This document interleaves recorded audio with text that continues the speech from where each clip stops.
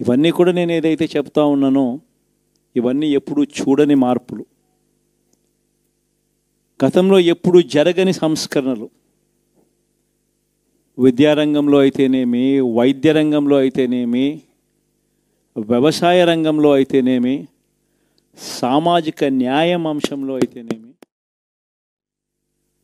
మహిళా సాధికారత అంశంలో అయితేనేమి, గవర్నెన్స్ విషయంలో అయితేనేమి ఎప్పుడు జరగని చూడని సంస్కరణలను కూడా తీసుకొచ్చు. ఇవన్నీ నేను ఏదైతే చెప్తా ఉన్నానో ఇవన్నీ మనం చేసి చూపించి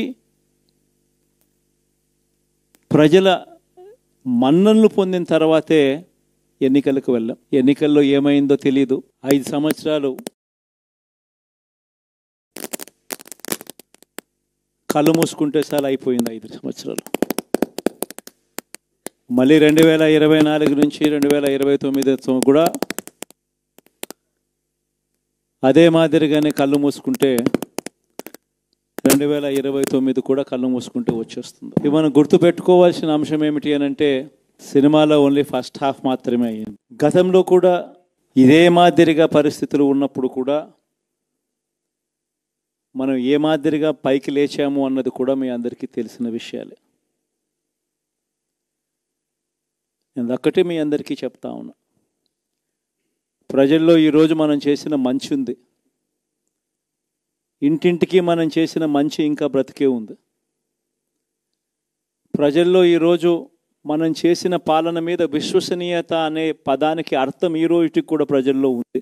గడప గడపకు మనం చేసిన మంచి ఇంకా ప్రజల్లో బతికే ఉంది. మరి ఇవన్నీ ఉన్నప్పుడు మళ్ళీ మనం లేయడం కూడా తథ్యం. కాకపోతే కొంచెం టైం పడుతుంది. ఆ టైం ఇవ్వాలి. ఆ టైం ఇచ్చినప్పుడు, అది జరిగినప్పుడు, పాపాలు పండినప్పుడు ఖచ్చితంగా మళ్ళీ మనం పైకి లేస్తాం. ఈ విషయం ప్రతి ఒక్కరం కూడా గుర్తుపెట్టుకోవాలి. ఎందుకు ఈ మాట కూడా చెప్తా ఉన్నానంటే, రాజకీయాలలో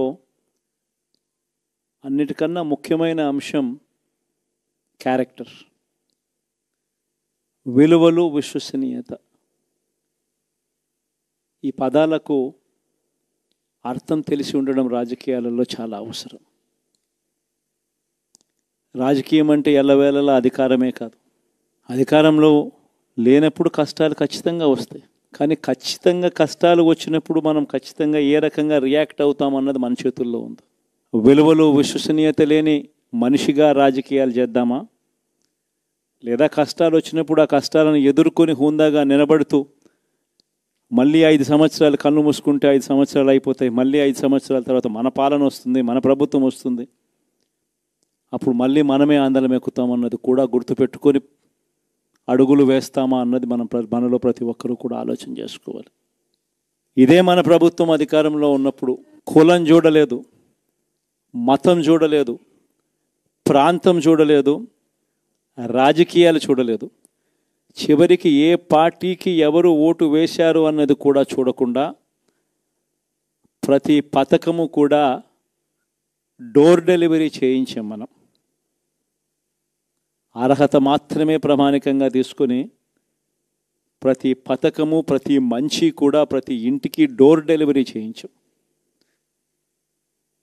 అలా ప్రతి మంచి, ప్రతి పథకము డోర్ డెలివరీ చేసిన ప్రభుత్వం మనదైతే, పాలన మందైతే, ఈరోజు కేవలం వాళ్ళ పార్టీకి ఓటు వేయలేదు అని మాత్రమే, ఓటుకు వేయకపోవడమే పాపం అన్నట్టుగా ఈరోజు రావణ కాష్టం సృష్టిస్తూ ఉన్నారు, విధ్వంసం చేస్తూ ఉన్నారు, ఆస్తులు నష్టం చేస్తున్నారు, కొడతా ఉన్నారు, అవమానిస్తూ ఉన్నారు. ఇవన్నీ శిశుపాలుని పాపాల్లో భాగాలుగా ఇవన్నీ అప్పుడే పాపాలు మొదలయ్యాయి. ఒకవైపున మనమేమో మనకు ఓటు వేయకపోయినా కానీ ఏ రోజు కూడా డిస్క్రిమినేషన్ చూడలేదు. అటువంటి వాళ్లకు కూడా మనం డోర్ డెలివరీ చేసిన ప్రభుత్వం పాలన మందైతే, ఈరోజు కేవలం ఓటు వేయలేదన్న ఒకే ఒక కారణంతో ఏకంగా కొడతా ఉన్న పాలన వీళ్ళది. ఈ పాపం ఊరికే పోదు. రెండవ పాపం చంద్రబాబుది కూడా అప్పుడే పండింది. బహుశా కేంద్రం ఈ రకమైన కేంద్రంలో ఈ రకమైన పరిస్థితులు బహుశా ఎప్పుడు ఉండిండవేమో. ఈ రకంగా కేంద్రంలో 240 ఎంపీలు మాత్రమే వచ్చిన పరిస్థితులు, రాష్ట్రంలో ఏకంగా వీళ్ళకు కూడా ఈ మాదిరిగా మంచి నెంబర్లు వచ్చిన పరిస్థితులు, ఎన్డీఏలో మళ్ళీ చక్రం తిప్పుతా ఉన్న పరిస్థితులు. ఇలాంటి పరిస్థితుల్లో కూడా ప్రత్యేక హోదాను అడక్కపోవడం చంద్రబాబు చేసిన మరో పాపానికి కూడా మరో నాంది. ఇలాంటి పరిస్థితుల్లో కూడా ప్రత్యేక హోదా మనం అడిగి తెచ్చుకోలేకపోతే రాష్ట్రంలో ఏ ఒక్క యువకుడు కూడా క్షమించడు చంద్రబాబు నాయుడు. మనం కొంచెం ఈ పాపాలు పండేదాకా మనం గట్టిగా దీన్ని నిలబడగలిగితే, ముందుకు తీసుకొని పోగలిగితే ఈ పోరాటాన్ని ఆటోమేటిక్గా శిశుపాలని 100 పాపాలు ఫాస్ట్గా ఎరోడ్ అయిపోతాయి. అంటే ప్రతి ఒక్కరూ ఈ విషయాలన్నీ గుర్తుపెట్టుకోమని కోరుతాం. ఎన్ని బహుశా నేను చెప్పేటివన్నీ కూడా మీ అందరికీ కూడా తెలియనేటివి కాదు. కేవలం నేను మీ అందరికీ గుర్తు మాత్రమే చేస్తా ఉన్నా. కష్టాలు రావడం అన్నది సర్వసహజం. కష్టాలు ఇలా మనం ఎదుర్కొని నిలబడడం అన్నది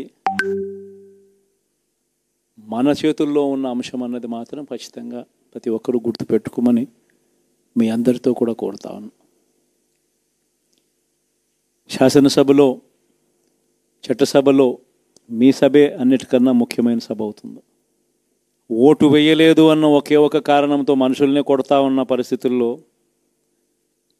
మనుషుల్ని అవమానిస్తూ ఉన్న పరిస్థితుల్లో, మనుషుల్నే బలవంతంగా ఆస్తి నష్టం చేస్తూ ఉన్న పరిస్థితుల్లో ఇక ప్రతిపక్షం ఉన్నది ఒకటే ఒక పార్టీ, ఆ పార్టీకి అవకాశం ఇవ్వాలా అన్న కనీస నైతిక విలువలు వాళ్ళు పాటిస్తారన్న నమ్మకం నాకైతే లేదు. కాబట్టి మీరు చేయాల్సిన పాత్ర గొప్పది, చాలా ఉంది అన్నది మాత్రం గుర్తుపెట్టుకోండి. రాబోయే రోజుల్లో యాక్టివిటీ లెవెల్స్ అనేది ఆటోమేటిక్లీ పెరుగుతాయి. రాష్ట్ర వ్యాప్తంగా ఉన్న కార్యకర్తలందరినీ ఎవరినైతే వాళ్ళు ఇబ్బందులు పెట్టారో ఖచ్చితంగా వాళ్ళందరికీ మనోధైర్యం ఇస్తూ వాళ్ళ గ్రామాలకు వెళ్ళి వాళ్ళకు తోడుగా ఉండే కార్యక్రమాలు చేసే కార్యక్రమాలు జరుగుతాయి. రాబోయే రోజుల్లో ఇంకా టైం గడిచే కొద్దీ ప్రజల్లోకి వెళ్ళే కార్యక్రమాలు ఇంకా ముమ్మరం అవుతూ పోతాయి. చివరికి ప్రజల్లోనే ఉంటాం. ప్రజలతో కలిసి పోరాడే కార్యక్రమం వేగంగా టైం గడిచే కొద్దీ మనము వేగంగా అడుగులు ముందుకు వేస్తాం. ఒకటి మీ అందరికీ చెప్తా ఉన్నా, ఏకంగా 14 నెలలు పాదయాత్రలు చేశాం. ఆ వయసు ఈ రోజుటికి నాకుంది. ఆ సత్తువ ఈ రోజుటికి నాకుంది. కాబట్టి మీరు మాత్రం ప్రతి ఒక్కరూ గుర్తుపెట్టుకోండి, ఆ టైం వచ్చేదాకా మీ పాత్ర చాలా కీలకం. ప్రతి ఒక్కరూ ఈ విషయాన్ని మాత్రం మన దమ్ముంటే నేను ఛాలెంజ్ చేస్తున్నా, ఏది రమ్మను అసెంబ్లీకి, కూర్చోండి అసెంబ్లీలో. చంద్రబాబు నాయుడు గారు చెప్తారు, అందులో ఒకటి అబద్ధం అని కానీ ఒకటి నిజం లేదని కానీ ఏదైనా ఒకటి చెప్పమానండి దమ్ముంటే. నేను ఛాలెంజ్ చేస్తున్నా, రా అసెంబ్లీకి రా నీకు దమ్ముంటే. ఈరోజు నీ మీద నువ్వు ఇన్ని అబద్ధాలు మాట్లాడుతుంటే నేను ఒకటే అడుగుతున్నా, అక్కడ జగన్మోహన్ రెడ్డి అవనేయండి, వేరేవాడు ఎవడైనా అవనేయండి, గవర్నమెంట్ మీద తప్పుడు ఆరోపణలు చేస్తే కేసులు పెట్టడానికి కూడా వెనుకాడం, చట్టపరమైన చర్యలు తీసుకోవడానికి కూడా ఎట్టి పరిస్థితులను వెనుకాడం. ఎవడైనా సరే, అక్కడ జగన్మోహన్ రెడ్డి, పులివెందుల ఎమ్మెల్యే జగన్మోహన్ రెడ్డి ఉన్నాడా, సమ్ ఎక్స్ ఉన్నాడా మాకు అనవసరం. ఎందుకు ఒకటే చెప్తున్నా, RRR గారు ఉన్నారండి, రఘురామకృష్ణరాజు గారు, ఎందుకు ఆ రోజు నువ్వు తీసుకెళ్ళి కొట్టించి చంపించేద్దామని కూడా ఆలోచన చేసి రకరకాలైన విన్యాసాలు చేసి అతను తీసుకెళ్ళి అరెస్ట్ చేసావు? ఒక ఎంపీని, సిట్టింగ్ ఎంపీని. TV5 మూర్తి గారు ఉన్నారు, ఆయన మీద ఎందుకు రాజద్రోహం కేసు పెట్టావు? అసలు రాజద్రోహం కేసు అన్నదే లేదు. అసలు యాక్చువల్గా రాజద్రోహం కేసు అనేది నువ్వు చెప్పినట్టు నువ్వు పెట్టినట్టు ఉంటే కనుక ఫస్ట్ ఈ రోజు కేసు బుక్ చేయబోయేది రాజద్రోహం కేసు నీ మీద